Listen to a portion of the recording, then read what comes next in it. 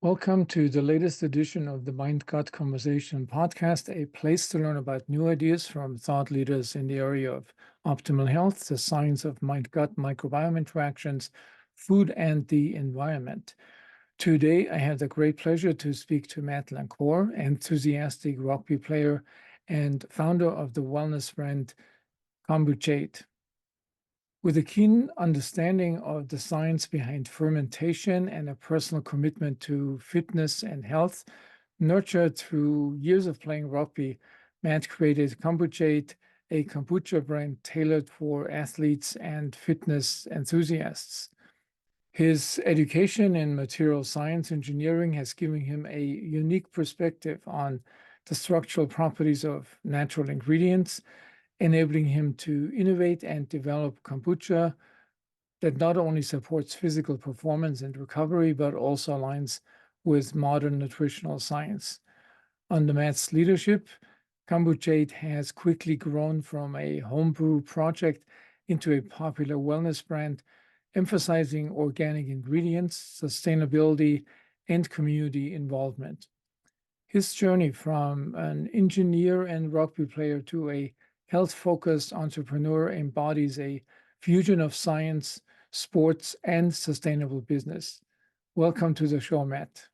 One of the things I loved about reading your research was I found this integration of it, right? This new world medical perspective on gut health and the microbiome mixed with old world culture, right? Like all of our ancestors came to be through some form of fermented foods. And it's a reason that our bloodlines have survived, right? Whether you're like I'm of Irish and Croatian descent. So my ancestors likely lived on fermented dairy products, fermented grains, and fermented vegetables, and a litany of different fermented beverages. And we've lost, at least from my perspective, we've lost that connection to our fermented ancestral roots. And we're starting to see in the last 100 years that play out in a lot of unpleasant symptoms in the human condition. And what I'm loving in your research and what you're working on is this integration, right, of this old knowledge with modern Western medicine. And how do we bridge that gap together? Yeah, so well said. I mean, I couldn't have said this better. Clearly, I mean, there's a few things to consider. I mean, one is when you talk about the Western world, it's particularly the United States that has kind of almost like banned fermentation out of cooking and nutrition and drinks, maybe other than beer. And it's only recently been introduced and growing fairly rapidly. But if you go to other Western countries, in Ireland, in Germany, like when I grew up, we always had fermented foods around, from the well-known sauerkraut to the ingredients that brewery used, brewer's yeast. I Mm-hmm. would actually go as a kid to the brewery, to the local brewery, and get like a block of the brewer's yeast every week, and we ate this on a regular basis. So it was, and then you go around the world, and almost every culture has a number of fermented foods and drinks as essential, cultural heritage. And in some countries, like Asian countries, it's the most developed. I would say, Korea, traditional Chinese, traditional Japanese food, Chinese foods, they all have this as an essential part. So I think the United States, and I'm not sure where this came from, um, maybe it was considered something that's contaminated, that's not clean enough, has just really not had that tradition, and it's gradually coming back. And it's not coming back based on these cultural traditions. It's coming back now as fads, as modern things. There's all these companies popping up that make all kinds of claims about their fermented products, and so it's an interesting time, and to sort out, and we can come to that science later in our conversation. how this competition between scientific studies, which are slow, which are expensive, which many companies don't want to invest in because it's not certain that the benefit actually comes out of them, or that they show a benefit, and this increasing popularity amongst young people, particularly, is this culture war almost is. It's sort of interesting how this will turn out at the end. I think Um, that's a brilliant point about it being isolated to America, right? And this culture war, right? I love the double entendre or the double meaning there, right? In our social culture, but also the culture of our microbiome and the culture of microbes. And I think from my perspective, right? I think as I was a kid, we were raised on this idea that germs were bad and that all microbes, therefore, were bad. And so, we were the generation, I'm 33 years old. We were the generation of the 99.9% antibacterial soaps mhm. and the over antibiotic generation, right? Where we were taught to eliminate germs and there was no distinction between beneficial microbes and microbes that may not be so good for us. And I think coupled with the overuse of pesticides like glyphosate, for example, right, which will wipe out microbial life very similarly to antibiotics, that as an American culture, we've lost that context or that connection that the rest of the world has maintained up until this point. And it's because of the melting pot. It's because of the processed foods. It's because of a litany of different kind of consumer levers that have been pulled. But we're certainly seeing the outcome of that, right? Of that disconnection from our cultural roots in this culture war. Yeah, and I should also emphasize, so in the US and this modern renaissance of probiotics and beneficial microbes, it somehow seems to be the preferred path to put the good stuff into capsules, not have the Mm, natural fermented foods, but put it into these artificial capsules and pop a capsule every day and think that you're essentially getting the same benefit as if you eat a diet with a variation of fermented foods, not all at the same time, but one day this kombucha, one day the sauerkraut, one day the kimchi. I think as Americans, for various reasons, partially is commercial, um, it's easier acceptable to have a bottle of pills, probiotic pills that you pop. You don't even know where they come from. Um, right. and you only look at how many billion CPUs are in there and how many different microbial strains. You don't think this would play a role in our natural food supply. So anyway, let me go back. This was a great introduction to the conversation. We're certainly on a very similar wavelength here. Um, but let me start out with a question about how you got to the point where you are now. So you're an elite, who have been an elite rugby player, and you also have an engineering background, and now you have a startup company. And how did you get into the business of making kombucha or your own brand of kombucha? Yeah, I mean, looking back on the 33 years of my life, there were several key components, and I'm going to try to close this loop here. I'm going to start out when I used to teach swimming lessons and lifeguard at my local pool. And one of the things that I found so interesting about this was meeting people who were scared to jump into a pool and seeing this transformation that would occur in them within an 8-week period to where they were then jumping off of a diving board or a high dive into the deep end. And what struck me was how could I help in later in my life facilitate these changes in short periods of time. So that stuck with me. And I went on to the University of Illinois in Urbana-Champaign. I got a degree in material science engineering, which is the study of metals, polymers, biomaterials, essentially how we harvest raw materials, process them into finished materials, and then turn them into products. So, think of the periodic table of elements and how do we manipulate those to create physical goods.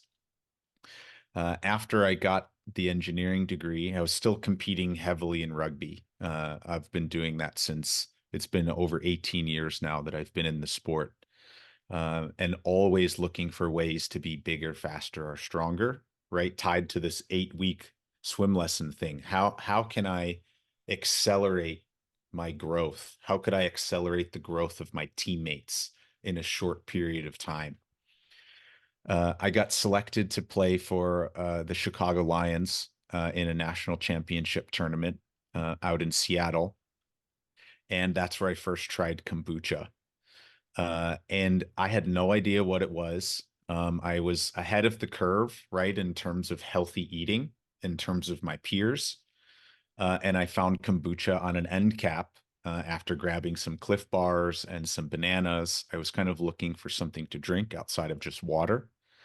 And I pick up this kombucha and it says enlightenment and vitamins and organic acids and enzymes and all of these buzzwords. And I go, yeah, well, what's in this stuff? I go to read the labels and it's fermented tea and like algae and some like fruit juice. And it was all organic and cold pressed, and that it passed my initial radar check, right, in terms of my label reading. And so I get back to the hotel, and me and one of my friends, Joe Forgy, we tried it. We opened it, and we take a couple little sips, and we were like, "What is this?" It was overly carbonated. It was kind of sweet, but a little vinegary, and it wasn't bad, right? But I wouldn't have chosen it out of a lineup at the time if I was looking for something to enjoy. However, the next morning, a common thing for athletes in competition is the pregame poop. And everybody's got their own method. They get up early and they stretch, they drink coffee, they do whatever they think they need to do to relieve their bowels. And I woke up and just had the perfect poop and went on into my tournament. And I didn't think anything of it at the time, but I didn't realize that that was such a pain point for me and some of my teammates. But that was the first thing I noticed. The second thing I noticed was that I felt more regulated. I felt like the food that I was eating, the Cliff Bars, the bananas, the caffeine goos, I felt like I wasn't having any issues. I was used to having some kind of either constipation or indigestion or something, but I considered it normal. I just thought, wow, I'm in a high stress environment and my body's reacting appropriately. Versus once I introduced kombucha into the equation, it normalized the things that I was eating in relation to the stress levels. So that stuck with me. And professionally at the time, I was working for a German automation company, building and selling automated manufacturing applications. So think of that TV show, How It's Made, right? I would go into a different manufacturing plant and I would design these applications that would help them save money, be more efficient, or be safer, right? To stop people from cutting their fingers off, things like that. And I did this big project at a beer brewery in Wisconsin, and I felt like I was in Willy Wonka's chocolate factory. Like that was employee owned. People were kind of humming as they work, walking around making this craft beer product. And I don't know if you're religious or spiritual or how you connect to a higher power in any way, but for me, I got hit with this like download that I was perfectly positioned with my athletic background and my background in large scale food operations to do what we were talking about in the beginning of our introduction, which was how do I bridge the gap for Americans into fermented foods and gut health? And how I wanted to do it was through a beverage that I ended up naming Kombuchade. And my thought was if I could make it cool and taste good or be approachable, that I could help people as their first step into gut health. And I just received this vision that I was going to, for the next 20 years of my life, work on not only bringing this information to people, but also building a factory that would allow me to introduce products that would be high quality, that would be cost effective, and would allow somebody who was, say, microbiome curious, to very easily jump into the pool there. Yeah, that's really remarkable to hear this. It's kind of, you could call it a a eureka moment that you had. You could call it um, a moment of intuition or gut feelings that really, hit you at a very deep point in your unconscious to unleash that energy. I mean, it's kind of interesting to hear this how you describe it. Um, but it does make sense in retrospect. If I'm sure at the time there were a lot of doubters, possibly even including your parents, who's, who questioned the sanity of this decision. But in retrospect, it's always easier to put a meaning to it and say, "Well, this was exactly what I was supposed to do." This was me, and um, um, yeah, often this question always comes up, and with these with intuition and gut feelings. I mean, where does this information come from that some people have this Mm. instant access to? I mean, I have my own theories about this. It's not really a topic of this conversation, but when you described it, I thought about this as a good example. So one thing I was wondering, so fermented carbonated drink is not the first thing that you would think about as a beneficial beverage for elite athletes. I mean, just think about the gas, the bloating, the gas being generated inside your gut. Mhm. Um, this did not, for you having experimented with this yourself, this has never come up as an obstacle for acceptance by athletes to have a carbonated drink rather than something water or juices or. I think that was where I saw the opportunity, right? Was the kombuchas that I was drinking had added sugars and were overly carbonated. And I thought to myself, well, I see a lack of functional herbs in the space. Most of the products that I saw were a batch brewed green tea and then flavored with cold pressed fruit juices, and were more along the lines of a traditional soda replacement, highly carbonated, some sweetness, but mostly just green tea. Uh, and I took a 6 month online certification course in like health coaching, essentially, nutritional therapy. And I started identifying herbs and reverse engineering them to be sort of helpful for somebody in an athletic perspective. And I discovered there was another way to brew kombucha.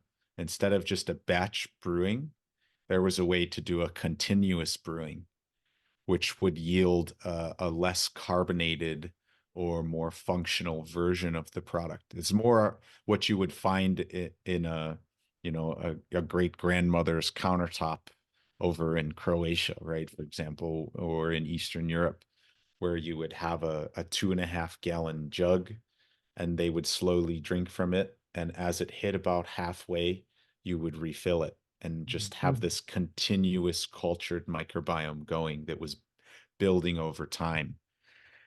And so I saw an opportunity to make, for lack of a better word, a Gatorade version of kombucha, right? But without the added sugar, right? I wanted something that was closer to that profile, that was more drinkable, had more functional herbs and teas. And most recently, we've added some minerals and elements to the product in the form of a kosher Celtic sea salt, right? So getting some of those minerals and elements that help increase the electrical conductivity of our blood and allow you to, as an athlete, be more electric. Uh, and so I think that was not, it wasn't something that I traditionally saw as drinking at halftime of a game, right? But something that you would drink on the Monday and the Wednesday and the Friday leading up to a match on Saturday. And I think that was what struck me the most, was this was something that if I consistently did over time would yield benefits outside of the immediate benefit of just drinking it that we commonly think of when it comes to a sports drink. Yeah, so you mentioned a couple of times. So this is not just fermented green tea, even though, there's a lot of health benefits to green tea per se. Um, and there's polyphenols in it. And I mean, it is healthy, and a lot of Asians, there's some studies, some pretty large scale studies that have demonstrate the health benefits and benefits for longevity of drinking green tea on a regular basis. But you're going way beyond green tea. There's other elements in your, um, kombuchade that has not necessarily related to the fermentation, but there are additional components like the minerals and like these herbs um, that may get additional benefits from fermentation. But it's a mix of health beneficial elements that you put together in this drink. So it's not just the standard kombucha that you buy. It's something that has sort of been engineered based on traditional information, science, and uh, how good is the science to support the benefit of that? I mean, that's always the big question, So my own assessment of, I mean, ever since I have embarked in this world of social media and writing books for the lay public, I've sort of deviated from my 35 year plus career as a scientist, that only evidence-based hypothesis driven results are credible, and I think when you go to diet, that's too narrow. That's a too limited view of things, because there's sort of another piece of evidence, which is if some products have survived thousands of or tens of thousands of years being used by certain cultures, and they have not abandoned them, there has to be some benefit in it. It just would not make any sense at all that you continue something that has been handed down by tradition, by grandparents, great grandparents, unless it really has a benefit. And so I'm sort of trying to incorporate that as well, in terms of, it's not the scientific evidence, but it's I would say the historical evidence or support. But to you, Kombuchade, what pieces of evidence do you have that this actually has the benefits besides being an enjoyable drink and making you feel good? Yeah, this is a great question. And through my lens as a material science engineer, I don't make claims about the product, right? It's something I stay far away from. What I did from an engineering lens was looked at the individual components, right? So we can look at ginger root, and there's tons of research that's been done into ginger's properties. There's tons of research that's been done into yerba mate's properties. There's tons of research that's been done into rooibos, a honey bush from Southern Africa's properties. green tea, oolong tea, all of the individual components have been shown to have the benefits, right? And I kind of let people do their own research in regards to the deep dive on those individual components. And then you look at fermentation itself, right? So fermentation itself is introducing, in our case, microbes of bacteria and yeast, of which we know the species of. They're consuming an energy source. In our case, it's a raw organic cane sugar. And what's unique about fermentation in kombucha is it's both aerobic and anaerobic, which means it's presence of oxygen and a lack of presence of oxygen. And when you look at the combination of fermentation in those two manners, what is yielded are organic acids, which all have their own individual research done into them, vitamins such as vitamin B and vitamin C, which have their own research put into them, and the probiotics, the beneficial microbes that come out of it. And so when I think about this question, right, I typically break it down into the building blocks. These are the building blocks that are going into the product, and the building blocks themselves have been shown to have a tremendous value. And so that's typically how I look through it. That lens is, I don't want to say Kombuchade will do this for you, but I can point to the research and say, hey, look at all these building blocks that we've put into this product. And what is yielded in the synthesis of these building blocks is without a doubt at least going to be neutral, if not extremely beneficial for you, just from those building blocks themselves. You haven't, I mean, not that I think that that's would be an essential criteria, but you haven't done any microbiome studies in people, like what we do in science. You do a randomized controlled, placebo-controlled study. One group will take the kombucha, and the other one would have a, you know, a consumer drink that tastes similar, but does not have all these ingredients. So that evidence that you would change actually the microbial composition and function probably does not exist. I mean, it doesn't exist for most fermented products. There's only a handful where I would say there's good evidence for that. Even with all the probiotics, those studies are not 99% do not meet the criteria for high quality studies, and so you almost can ignore it. But what other biological evidence do you have that this something that makes total sense to me, what you just described, this combination of things? What evidence is there for somebody who is skeptic, who said, he can make add all kinds of things, but until I see this actually changes the microbes towards, for example, more butyrate producers, or it's anti-inflammatory, or which is sort of kind of the criteria that has been used most often to have something anti-inflammatory. Is there currently any evidence for that for a drink like Kombuchade or any similar kind of products? This is not my area of expertise. However, one of the most intriguing studies, because again, I came to this as a jock. Think of me as a proverbial jock. I wanted to be bigger, faster, and stronger.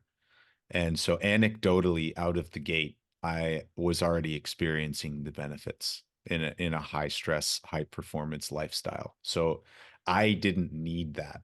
I had already experienced those benefits enough to convince me to leave a six-figure engineering job and make fermented tea in my mom's house. However, I'm not blind to the fact that there will be skeptics outside of innovators and early adopters, right, who are going to need more convincing in order for them to try something like this. One of the most compelling studies that I saw was looking at fecal matter transplants in mice. And through no other changes outside of introducing beneficial microbes into these mice, they were able to reverse obesity and type 2 diabetes. And fecal matter transplants, if you're not aware, is just poop, right? You're taking healthy poop from a healthy mouse, you're putting it into a fat mouse or a mouse who has diabetes, and they were reversing these obesity or type 2 conditions without any other intervention. And again, it's a mouse study, right? It's like kind of gross. We're taking poop and we're putting it into something else. But I thought that was an unbelievable case study to think about what else is possible if you were to introduce beneficial microbes into not just a human, but mammals in general. And when I saw that, it was like, man, I can make this could help me be a better athlete, but could do more than that. This could help a variety of individuals, especially in the United States, that are suffering from these kind of overweight, obese, or diabetes related conditions. And so again, I don't want to make claims Kombuchade is going to reverse obesity or type 2 diabetes. That's not what I'm saying. But what I did see in some of the literature was extremely convincing that if you were to introduce beneficial microbes into somebody, that it could achieve the desired results. Yeah, and I would add a few pieces of evidence that are even, even more exciting and more pertinent to this topic. So one is that it's been shown that the microbial composition in mice actually played a role in the motivation for exercise. That the composition also had an influence on the endurance, because these microbes would change certain lactic acid molecules into short chain fatty acid molecules, which can then used as fuel by the body. Whoa.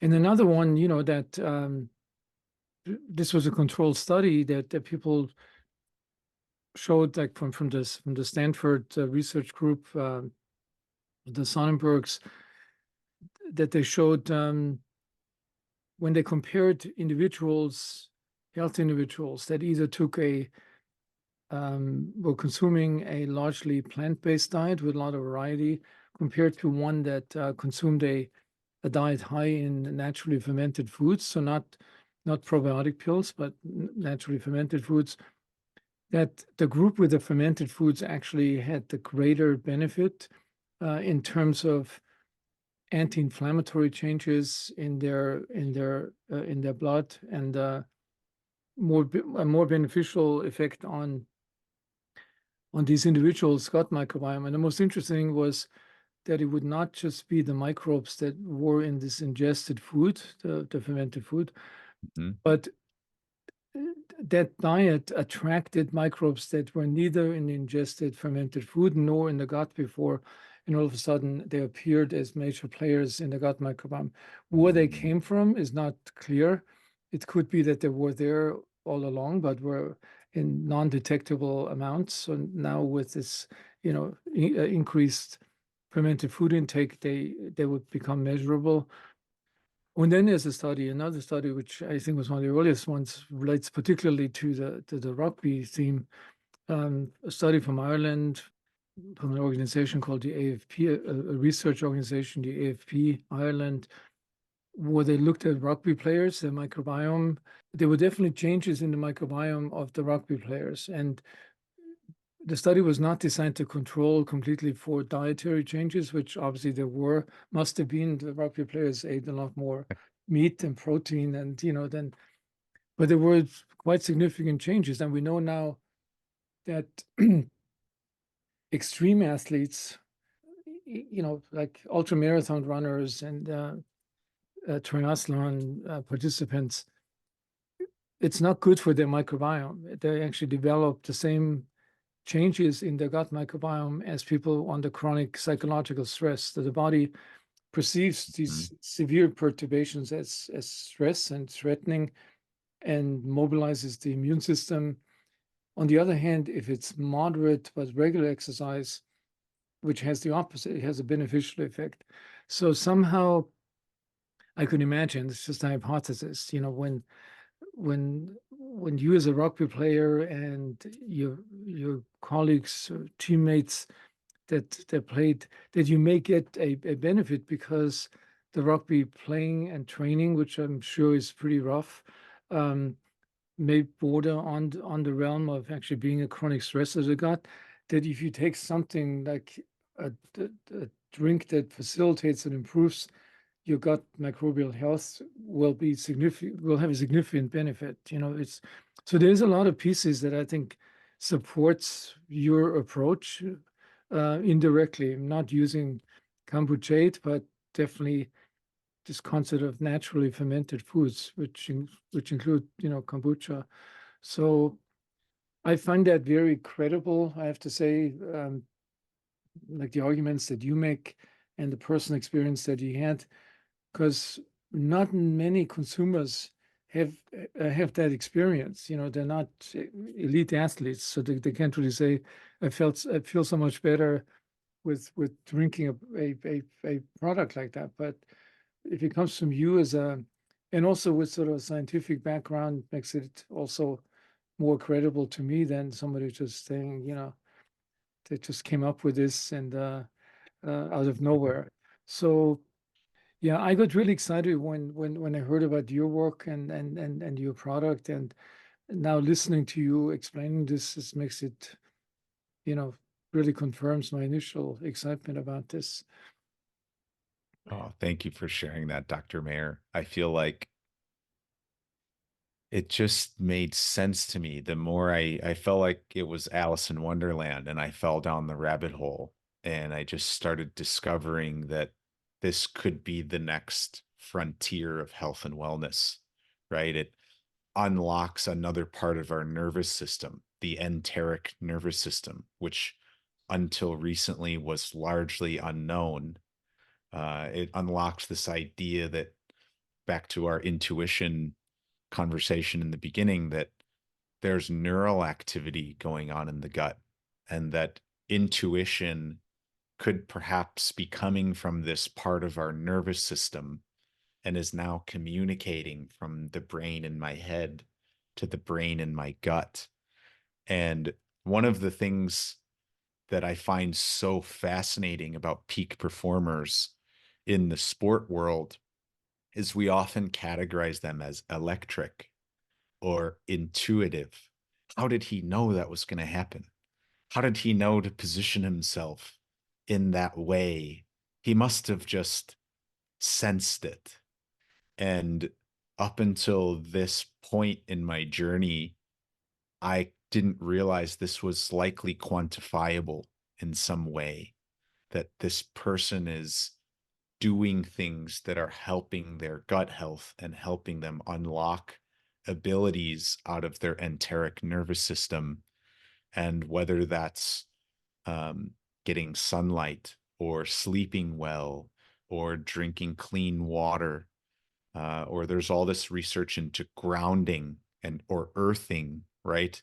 Balancing the electrons and the protons in our body and how that relates to how electricity travels throughout our body, that these great athletes had intuitively stumbled their way into accessing parts of our nervous system that have largely been undiscovered. And it fascinates me. I could talk about this subject for hours on end. Maybe you could have another podcast on that. For this conversation right now, I mean, coming back to this, to these side effects of extreme sports, so extreme athletes. So I've seen in my practice quite a few marathon runners or ultra marathon runners that developed gastrointestinal problems. So this could be bleeding from the colon, or significant symptoms from the large intestine, and it's been well studied. And from a couple of studies, it's been shown that this goes along with increased intestinal permeability. So that all the mechanisms that we know lead then to chronic or can lead to chronic system-wide activation of the immune system. So do you think, or if you've seen any evidence that, like amongst the players that you interact with, A, that they have these symptoms during training or during a game, and B, were those symptoms positively affected by, drinking kombucha? Is that, do you have anecdotal evidence for that they would say, I used to get these problems, but ever since I've changed my dietary habits, I don't have this anymore? Anecdotally, I hear it all the time. And I think we would call it overtraining. So, but I think it's a combination of overtraining and under recovering. And there's some buffer zone in between those two. And it's spoken to some of the things I talked about before, right? Are they sleeping well? Are they eating well? Are they getting sunlight? Are they grounding the electrical activity in their body? But oftentimes I've heard from people the only change that they made was drinking Kombuchade, and it was a noticeable difference in this overtraining, under recovering buffer. It was just enough to push them over into the edge. And I think for a lot of athletes, and not just athletes, right? Peak performers, like when I think about this, the human body doesn't differentiate stress, right? Whether it's physical stress, emotional stress, mental stress, environmental stresses. Our body doesn't know the difference. It experiences stress and it has a biological response. Exactly. And so when you look at people who are under pressure in the boardroom or who are under pressure on the rugby field, what we experience is this overtraining, under recovering buffer zone, and we're constantly going up and down. And what I discovered was kombucha was just enough to give me that lift where I'm maybe out of that stress state and I'm a little more resilient. I'm able to navigate those changes in stress. And there is some research I've seen in resiliency and in relation to the microbiome. And it's just fascinating to hear these stories of guys who were maybe overtraining, under recovering, but are then having indigestion or irritable bowel syndrome like symptoms, or mental symptoms, right? Anxiety, depression, lack of motivation to show up to training, and how these things are lifted by consuming a beverage like kombuchade or eating some kimchi or incorporating some type of fermented food in their diet. And there's also something to be said for community and having people to talk to about that. That is also fascinating to me in to this culture double meaning word, right? Like developing a culture that embraces that. And because rugby is a very brutal, macho, like can be egotistical in a good way, right? Our ego is meant to protect us, or it's meant to allow us to stand up for ourselves in some ways. But being able to talk about that vulnerability in a culture so that you can get help for it, is something that I find really unique about the sport of rugby, is that outside of the other mainstream sports that I've been a part of, wrestling, American football, soccer, um, we're embracing this connection between mental health and physical health in a holistic way, that is by far beyond anything I've seen in many of the mainstream sports. Yeah, and certainly, what you alluded to, what I call the brain gut microbiome system. Um, it's I strongly believe it's one of the most important homeostatic regulators in our body, Mm, because it has access through the brain to the outside world and through the gut through another aspect of the outside world, the dietary influences, and they're so closely interconnected in both directions that they if they're in a healthy state, they have a very high degree of resilience. So you can undergo a lot of stressors, either at the gut level or at the brain level, and the system will respond to them, not by not getting sick, by basically overcoming it. And I think this whole story of the benefit of naturally fermented foods has a lot to do with balancing that system, particularly if it's strongly disturbed during extreme exercise, or if you start out with a weak system in the first place, which many people, this happens early in life when the system is programmed. But you're not doomed when you have an incompletely programmed brain gut microbiome system. You can overcome it later in life with certain interventions, such as diet or lifestyle, healthy lifestyle. So I think we've almost come to the end of this conversation. It could go on for a long time. I mean, we've touched on so many things, even outside Kombuchade. Um, one last question. So in terms of healthy lifestyle, what are your dietary habits? What would you recommend to people based on your own experience? And you're pretty knowledgeable now from being involved in that space. What diet are you on? Yeah, I feel like I've tried them all. In the beginning, I was very macronutrient focused, counting my macros, is how I started. Then I got into making them clean sourced, right? So making sure they were organic or they weren't sprayed with pesticides or chemicals or things like that. Throughout my experience in the food manufacturing plants, I learned about the preservatives and all sorts of things that are used and wanting to avoid those. I think the best resource I have found has been the Weston A. Price Foundation. Uh, but I say that with the caveat that everybody has different goals, right? So my goals as a high performance athlete are different than other people's goals. And I think consistency is the most important thing. Your microbiome will adjust, right? What you're consistently eating, your microbiome will adjust to.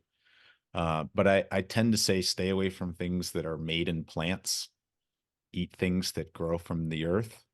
And if you can do those two things in moderation, right? I enjoy a frozen pizza here and there, or I enjoy some sweets every now and then. I think moderation is important to stress test your microbiome, make sure that it can break down and properly detox things if you are exposed to some of these compounds that are maybe not so healthy for you, right? You can train the warriors of your gut to go to work. You don't want them to sit around not doing anything. But I've found the resources at the Weston A. Price Foundation.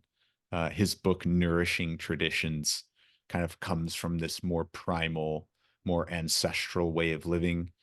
And again, to this caveat, right, that we all come from different cultural backgrounds, right? So I grew up as an American, but I'm a second generation Irish and Croatian immigrant. So what I tried to do was think about the historical context of my ancestors and what did they grow up eating? Because my microbiome originated from them. And I don't know that a lot of people understand this, but your microbiome is passed down through the mother.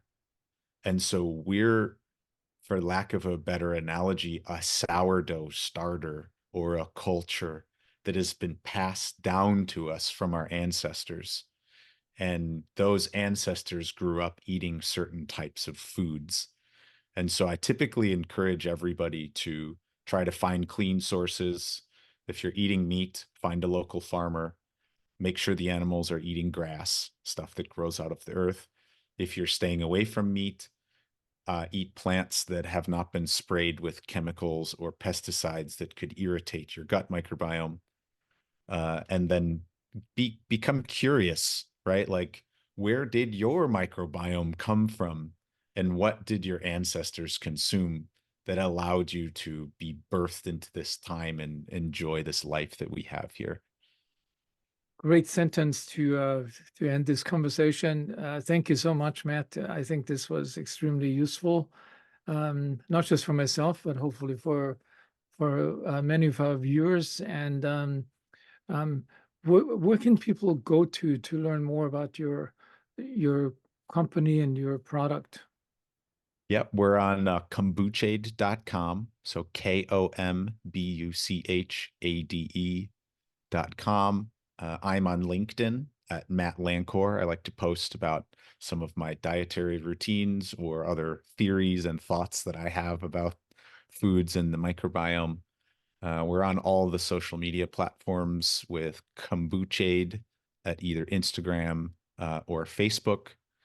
And if anybody has interest or thoughts or wants to reach out to me directly, my email is matt, M-A-T-T, at kombuchade.com. Okay, Matt, thanks again. It was wonderful. Hope we talk in the future again. Absolutely. I'm looking forward to part 2 here. We can get a more of a deep dive into several of these topics. I feel like we just scratched the surface here today.